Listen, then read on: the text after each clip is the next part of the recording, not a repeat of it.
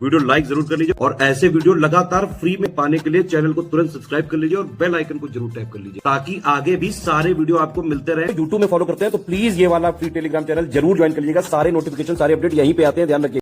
नमस्कार दोस्तों, स्वागत है आपका स्टडी फॉर एग्जाम्स में। दोस्तों, इस वीडियो में लोग 12 अप्रैल 2024 का टॉप 20 करंट अफेयर देखेंगे और यह वीडियो आपके आगामी exam UPPSC, lower PCS, ASC, RORO, UPPSC सहित जितने भी आगामी एग्जाम हैं उन सभी के लिए बहुत ही ज़्यादा महत्वपूर्ण है। तो आइए वीडियो शुरू करते हैं और देखते हैं आज का पहला प्रश्न। हम लोग आज का पहला प्रश्न है, 10 से 12 अप्रैल 2026 के मध्य 9वें हिंद महासागर सम्मेलन IOC 2026 की मेजबानी किस देश के द्वारा की गई है? तो यह मॉरिशस के द्वारा। मॉरिशस ने जो है 9वें हिंद महासागर सम्मेलन 2026 की मेजबानी किया है। इसका सी ऑप्शन सही है। वर्ल्ड इनइक्वालिटी लैब की नवीनतम रिपोर्ट के अनुसार भारत में कितने प्रतिशत ग्रामीण परिवारों के पास अपनी कोई कृषि भूमि नहीं है? तो इस रिपोर्ट के अनुसार जो है भारत में 46% ऐसे परिवार हैं जिनके पास अपनी कृषि योग्य जो है भूमि नहीं है। अभी हाल ही में रिपोर्ट जारी किया गया है वर्ल्ड इनइक्वालिटी लैब के द्वारा और ये रिपोर्ट का नाम है land equality in India, nature, history and markets.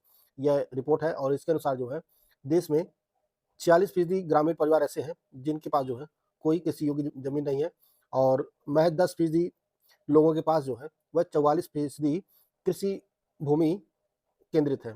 यानी केवल 10% ऐसे लोग हैं जिनके पास देश की जितनी कृषि योग्य भूमि है उसका 44% उन्हीं के पास है। तो यह इनइक्वालिटी है और इसका जो आपका ऑप्शन ए है वह सही है। 46% ऐसे परिवार है ग्रामीण जिनके पास अपनी कृषि भूमि नहीं है। बढ़ते हैं अगले क्वेश्चन की तरफ। अगला क्वेश्चन है, दोस्तों, अगर आप यूपीपीएससी आबकारी सिपाही मुख्य परीक्षा 2026 की तैयारी कर रहे हैं तो इसके लिए ज्ञान सर एजुकेशन ऐप पर complete study material and test series का कोर्स लॉन्च किया गया है। इसमें आपको एग्जाम ओरिएंटेड सिलेक्शन मटेरियल दिया जाएगा, कंप्लीट 50 क्लासेस के नोट्स दिए जाएंगे, स्मार्ट बोर्ड पर रिकॉर्डेड क्लासेस दी जाएंगी जिसका आपको अनलिमिटेड एक्सेस होगा। साथ में 5 full and test series provide किया जाएगा और इसकी जो वैलिडिटी होगी वह एग्जाम तक होगी। करना क्या, आपको ज्ञान सर एजुकेशन ऐप को इंस्टॉल करना है और उसमें कूपन कोड यूज करना है ज्ञान सर। ज्ञान सर कूपन कोड यूज करेंगे तो आपको इस कोर्स पर जो है डिस्काउंट होकर 50% का मात्र 499 रुपये मिल जाएगा। तो ऐसे जुड़कर आप अपनी तैयारी को बेहतर कर सकते हैं। वित्तीय वर्ष 2025-26 में 1 लाख करोड़ रुपए का टर्नओवर पार करने वाली भारत की पहली FMCG कंपनी कौन सी बनी है? यह अमूल बनी है। 1 लाख करोड़ रुपए का टर्नओवर पार करने वाली भारत की जो पहली FMCG कंपनी जो बनी है वह अमूल बनी है। इसका सी ऑप्शन सही है। हाल ही में हुए विस्फोट के कारण खबरों में रहा माउंट सेमेरू ज्वालामुखी, यह किस देश में स्थित है? यह इंडोनेशिया में स्थित है और इसमें हाल ही में विस्फोट हुआ है। 9 अप्रैल 2026 को भारत हैवी इलेक्ट्रिकल लिमिटेड भेल ने उन्नत एक्साइटेशन सिस्टम के निर्माण हेतु किस देश की कंपनी E2S कंपनी लिमिटेड के साथ जो है समझौता किया है? यह कंपनी है दक्षिण कोरिया के। दक्षिण कोरिया की कंपनी E2S और भेल के बीच में यह समझौता हुआ है। 10 अप्रैल 2026 को Indian digital payment intelligence corporation IDPIC का नया प्रबंध निदेशक और मुख्य कार्यकारी अधिकारी किसे नियुक्त किया गया है? तो यह IDPIC के जो नए CEO नियुक्त हुए हैं यह के सत्यनारायण राजू जो है, के Satyanarayan Raju Indian digital payment intelligence corporation के नए प्रबंध निदेशक नियुक्त हुए हैं। इसका बी ऑप्शन सही है। 7 अप्रैल 2026 को open network for digital commerce ONDC का नया प्रबंध निदेशक और मुख्य कार्यकारी अधिकारी किसे नियुक्त किया गया है? यह विभोर जैन को। विभोर जैन जो है यह open network for digital commerce के जो है नए प्रबंध निदेशक नियुक्त हुए हैं। इसका ए ऑप्शन सही है। हाल ही में अनंत अंबानी द्वारा वन्य जीव संरक्षण को समर्पित वनतारा यूनिवर्सिटी स्थापित करने की आधिकारिक घोषणा किस शहर में की है? तो यह गुजरात के जामनगर में जो है वनतारा यूनिवर्सिटी स्थापित की जाएगी और इसकी घोषणा जो है यह अनंत अंबानी के द्वारा की गई है। इसका डी ऑप्शन सही है। 11 अप्रैल 2026 को समाज सुधारक महात्मा ज्योतिराव फूले का कौन सी जयंती मनाई गई है? तो उनकी 200वीं जयंती मनाई गई है 11 अप्रैल 2026 को। इसका सी ऑप्शन सही है। हाल ही में भारत ने अप्रैल 2026 में किस देश के साथ पूनात्सांगछू सेकेंड निर्यात टैरिफ प्रोटोकॉल पर आधिकारिक हस्ताक्षर किया है? यह जो आधिकारिक हस्ताक्षर हुआ है यह भूटान और भारत के बीच में हुआ है। पुनात्सांग छू सेकेंड जो जल विद्युत परियोजना है, इसके लिए जो है यह निर्यात टैरिफ प्रोटोकॉल पर आधिकारिक हस्ताक्षर हुए हैं भारत और नेपाल के बीच। तो इसका डी ऑप्शन सही है। T20I क्रिकेट के इतिहास में एक ही पारी में 9 विकेट चटकाने वाली विश्व की प्रथम क्रिकेटर कौन बनी है?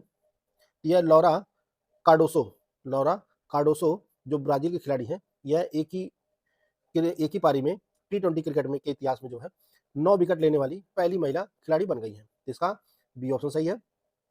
हाल ही में 280 मिलियन डॉलर की फंडिंग प्राप्त कर कौन सी भारतीय फिनटेक कंपनी यूनिकॉर्न बन गई है? यह क्रेडिट बी बनी है। क्रेडिट बी जो है भारत की नवीनतम यूनिकॉर्न कंपनी बनी है और यह फिनटेक कंपनी है। इसका सी ऑप्शन सही है। हाल ही में दिव्यांग आवेदकों हेतु भारत की पहली ब्रेल लिपि और सांकेतिक भाषा शुरू करने वाला क्षेत्रीय पासपोर्ट कार्यालय कौन सा है? तो यह रीजनल पासपोर्ट ऑफिस भोपाल के द्वारा जो है यह सुविधा शुरू की गई है। इसका बी ऑप्शन सही है।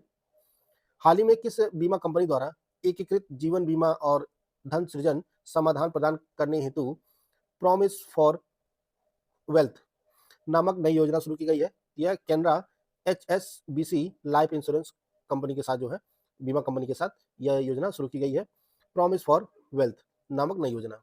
इसका डी ऑप्शन सही है। नारी शक्ति वंदन अधिनियम के अंतर्गत लोकसभा और राज्य विधानसभाओं में महिलाओं हेतु कितने प्रतिशत आरक्षण का प्रावधान किया गया है? यह 33% आरक्षण का प्रावधान किया गया है। इसका बी ऑप्शन सही है। अप्रैल 2026 में नेस्कॉम फाउंडेशन का नया अध्यक्ष किसे नियुक्त किया गया है? नेस्कॉम फाउंडेशन का नया अध्यक्ष किसे नियुक्त किया गया है? तो यह यूबी प्रवीण राव जो है, यूबी प्रवीण राव नेस्कॉम के नए अध्यक्ष नियुक्त हुए हैं। इसका डी ऑप्शन सही है। हाल ही में दिवंगत हुए जिम ह्वेटकर का संबंध किस ऐतिहासिक उपलब्धि से है? तो यह माउंट एवरेस्ट पर फतह करने वाले पहले अमेरिकी पर्वतारोही थे। इसका बी ऑप्शन सही है, जिम ह्वेटकर। इसका बी ऑप्शन सही है। हाल ही में केंद्रीय मंत्री डॉक्टर जितेंद्र सिंह ने किस राज्य केंद्र शासित प्रदेश के डोडा क्षेत्र में डॉपलर मौसम रडार स्थापित करने की घोषणा किया है? तो यह जम्मू कश्मीर के डोडा क्षेत्र में डॉपलर मौसम रडार स्थापित किया जाएगा और इसकी आधिकारिक घोषणा जो है केंद्रीय मंत्री जितेंद्र सिंह ने किया है। इसका सी ऑप्शन सही है। हाल ही में भारतीय पुरातत्व सर्वेक्षण द्वारा किस द्वीप पर 1500 वर्ष पुराने सीढ़ीदार जलाशय की खोज की गई है? तो यह एलिफेंटा द्वीप, महाराष्ट्र के मुंबई में यह एलिफेंटा द्वीप स्थित है। यहीं पर जो है ASI के द्वारा 1500 वर्ष पुराने सीढ़ीदार जलाशय की खोज की गई है और यहाँ पर जो है कुछ सिक्के भी मिले हैं। तो इसका ए ऑप्शन सही। हाल ही में किस राज्य के वर्नाओपारा वन्यजीव अभ्यारण्य में कृष्ण मृगों यानी काले हिरणों को पुनः स्थापित किया गया है? यह छत्तीसगढ़ में स्थित है वर्नाओपारा वन्यजीव अभ्यारण्य, जिसमें जो है काले हिरणों को फिर से लाया गया है संरक्षण के लिए। तो इसका सी ऑप्शन सही है। तो दोस्तों यह आज का करंट अफेयर था जिसको हम लोग कवर कर लिए हैं। पिछले दिन का करंट अफेयर एक बार हम लोग फटाफट रिवाइज कर लेते हैं। वित्त वर्ष 2025-26 में जेम पोर्टल के माध्यम से सरकारी खरीदारी करने में देश में कौन सा राज्य शीर्ष स्थान पर रहा? तो उत्तर प्रदेश रहा। 9 अप्रैल 2026 को बिमटेक द्वारा आयोजित अंतर्राष्ट्रीय वाद विवाद प्रतियोगिता हार्मिस डायलॉग 6.0 का विजेता कौन सा संस्थान रहा? तो यह IIM रोहतक रहा। उत्तर प्रदेश सरकार द्वारा डिजिटल और AI इकोसिस्टम को मजबूत करने हेतु कुल कितने डेटा सेंटर पार्क विकसित करने की योजना बनाई है? तो उत्तर प्रदेश सरकार ने जो है 8 डेटा सेंटर पार्क विकसित करने की योजना बनाई है। प्रतिवर्ष 10 अप्रैल को मनाया जाने वाला विश्व होम्योपैथी दिवस किस प्रसिद्ध चिकित्सक की जयंती के उपलक्ष्य मनाया जाता है? तो डॉक्टर सैमुअल हैनीमैन की जयंती के उपलक्ष्य मनाया जाता है। हाल ही में उपराष्ट्रपति CP राधाकृष्णन द्वारा भारत के संविधान का नवीनतम संस्करण किस भाषा में जारी किया गया है, जो देवनागरी और फारसी दोनों लिपि में है? यह सिंधी भाषा में जारी किया गया है। 9 अप्रैल 2026 को भारत पेट्रोलियम कॉर्पोरेशन लिमिटेड का नया अध्यक्ष प्रबंध निदेशक किसे नियुक्त किया गया है? तो यह संजय खन्ना को नियुक्त किया गया है। हाल ही में किस राज्य की पुलिस ने मादक पदार्थों की जांच हेतु भारत का पहला AI आधारित उपकरण नारित AI लॉन्च किया है? तो यह गुजरात पुलिस ने लॉन्च किया है। हाल ही में इसरो ने गगनयान मिशन के तहत दूसरा इंटीग्रेटेड एयर ड्रॉप टेस्ट सफलतापूर्वक कहाँ संपन्न किया है? तो यह सतीश धवन अंतरिक्ष केंद्र में सफल किया है। हाल ही में नई दिल्ली में विश्व की सबसे बड़ी विद्युत उद्योग प्रदर्शनी इलेक्रामा 2027 के किस संस्करण का आधिकारिक शुभारंभ किया गया है? तो यह 17वां संस्करण था। अप्रैल 2026 में विश्व बैंक ने चालू वित्त वर्ष हेतु भारत के विकास पूर्वानुमान को 6.3% से बढ़ाकर कितना कर दिया है, तो 6.6% कर दिया है।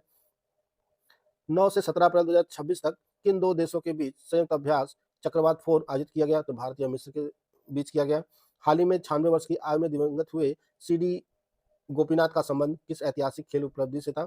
यह भारत की प्रथम टेस्ट जीत थी, जो 1952 में, और उस टीम का यह हिस्सा रहे थे।